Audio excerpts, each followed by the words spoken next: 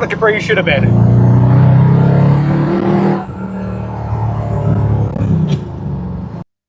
So last time you guys saw the Capri, it was strapped to a trailer, broken down.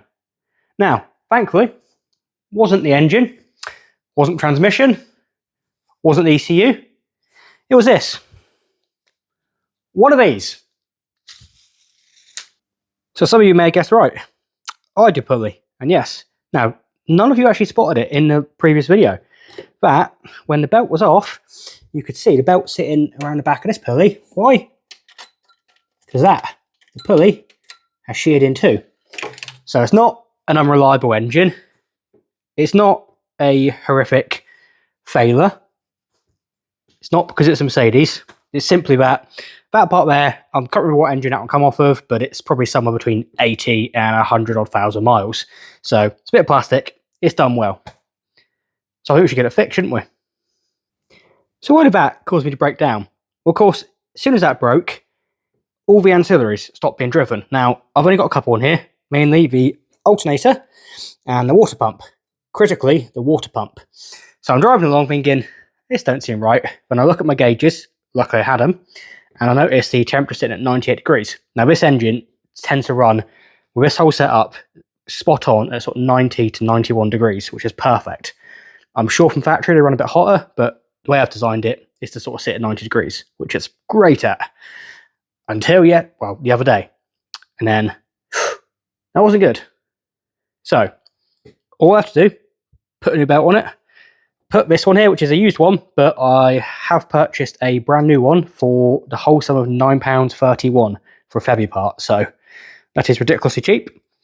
Got a new belt, obviously, because there's nothing left of the old one, and I even bought two just because it's always handy to have a spare. You know, they're off-the-shelf belts, but they're not like a factory size, they're an odd size, so it's just handy having one, and it'll be handy having a spare one of these as well. So let's get the old one off then.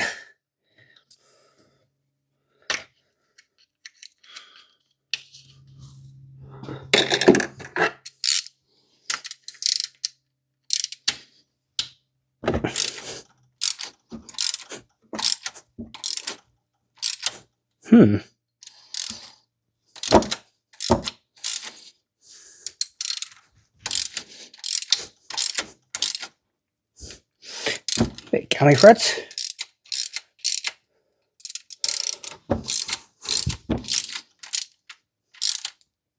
Let's just stop being so fun. The bolt is righty-tighty, lefty-tighty. But it's only that long, goes through the water pump and everything into the engine, into the aluminium. You know, what could possibly go wrong? Oh, come on, buddy. Come on. Oh. Right, please say the threads are still on the block.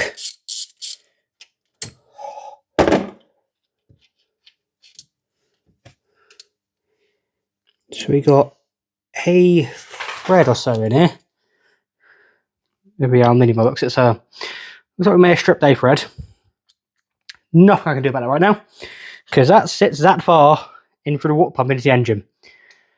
Aluminium head, block, everything. So I cannot even attempt to fix that without the engine being out of the car. So let's hope for the best.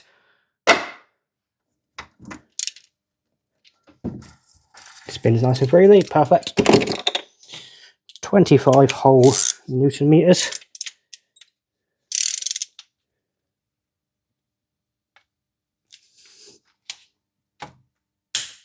Perfect, feels about right as well.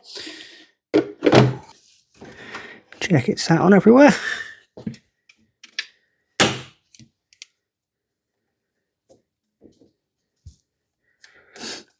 Absolutely perfect. Oh, let's fire it back up and see what happens.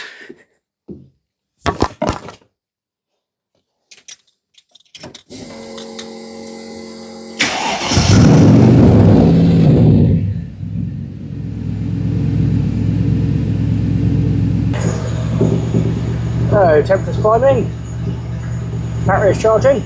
What we do seem to have though, there's a bit of a misfire on this bank. Now she's not smoking or anything, and to be fair, it was running rich after the belt come off, especially when moving around here. but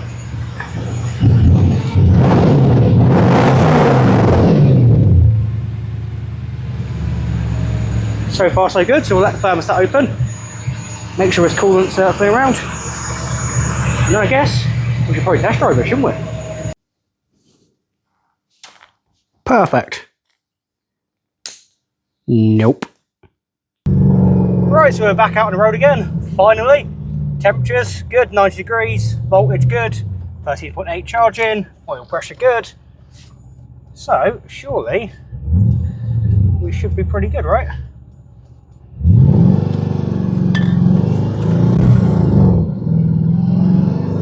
Let's find out.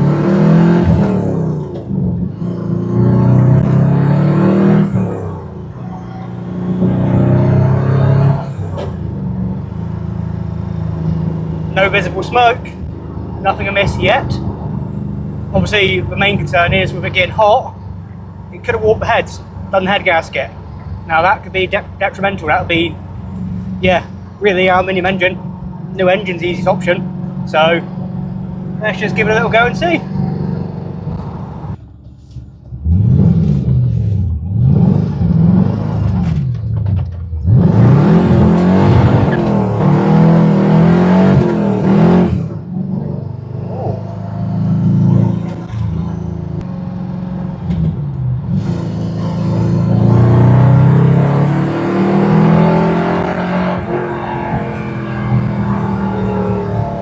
That sheer torque, the noise, the smoothness, such a great engine, such a great combination. Obviously there's still so much I need to refine on this car, but I just keep driving it because I enjoy it. And there is a new noise that's popping up here now. When I'm gently on the throttle I can hear a whine. It would not surprise me if it was the rear diff. It would not surprise me one bit.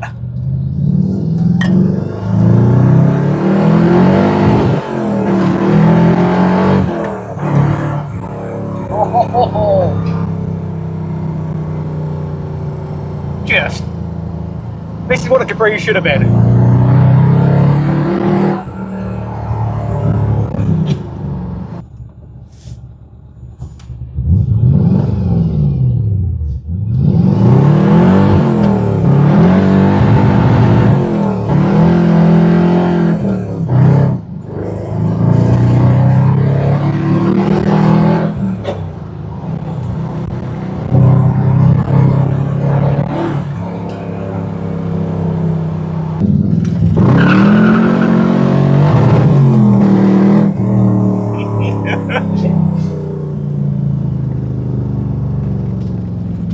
Yeah, people think I should fit a supercharge.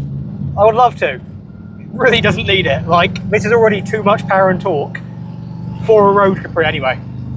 You know, oh, a little Cessna or something. That's cool. So, yeah. Seems to be. Temperatures, 91 degrees. Voltage, 13.8. Oil pressure, still there. So, seems likely that the head gasket is fine. The belt stayed on. The idler, you know, a £9.31 or 37 item, fixed, all that, literally, a drive, recovery, just because of a £9.30 part. Just the way it goes though, isn't it? Project cars. Now, it's a home-built hero. It's not going to be about its issues. I wouldn't say it's Mercedes' fault. It could well be my fault. I changed the belt, routing and all that stuff when I removed some ancillaries. I might have a bit too much pressure on it maybe, but it's a plastic part. It would be quite possibly original to one of the engines I fitted. So no idea on the exact mileage, so we'll give it a benefit of doubt. I'll get a spare one ordered up. I've got a spare belt in the back of the car. We'll just send it from here. But it's looking like the next part of this car build now is possibly gonna have to be drivetrain, because something is not happy there. And whether you just heard a minute ago, the clutch is slipping. It's fine if you just floor it, but as soon as you drop the clutch to send the rear end out, it struggles to pick back up after that, and it always has. So it's got the 3.2 litre clutch in it, out of the only current one in it is out of Crossfire. So it could be original again. It's a 60,000 mile clutch. but it's not rated for this kind of power. I'm sure I can buy an uprated one, but if a gearbox can't handle it, then what's the point of putting a better clutch in there, because it's going to be a waste of money. So I'm going to have to rethink my drivetrain a bit, but for now, providing I drive it sensibly, I can enjoy this car, which is good, because in 2 weeks' time, it's going to be at Weybridge Wheels, which is the sort of biggest show in Cornwall, and I'm looking forward to finally showing this thing off again. So yeah, any luck, I'll see you guys there. Thank you for watching this. Obviously, there's 4 other recent videos on this car. There's the whole build movie, and then there's 40 odd episodes of a whole build series on this car. So obviously, yeah, stick around, watch back on the others, and look out for plenty more content. Leave a comment, tell me what you think, and obviously subscribe for more. I've been Jordan. Cheers.